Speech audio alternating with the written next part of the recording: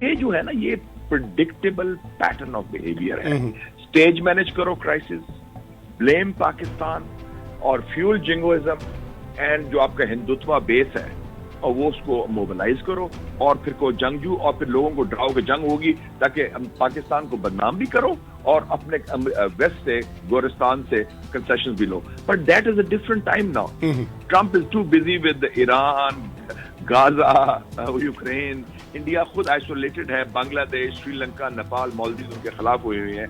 China is very strong and assertive. उसकी economy अपना जो हाल है मोदी का इंटरनली, वो मैंने बताया आपको कि 3rd लार्जेस्ट इलीगल माइग्रेंट्स हैं। और इलीगल माइग्रेंट्स कहाँ से हैं जदून साहब? पंजाब, हरियाणा, गुजरात, यूपी, बिहार, इन स्टेट्स के हैं, जो उसका अपनी स्टेट भी है। 45% यूथ अनएम्प्लॉयमेंट है हिंदुस्तान में इस वक्त। तो जो इंडिया शाइनिंग की मिथ बनाई हुई है, वो शाइनिंग इज उनके जो बिलियनियर्स हैं, अडानी और अंबानी वगैरह, जो गुजराती हैं उनके अपने यार दोस्त, क्रोनी कैपिटलिज्म। तो इंडिया का जो हाल है इतना कोई ऐसा नहीं है, और इंडिया के अंदर इसका रिएक्शन भी होगा।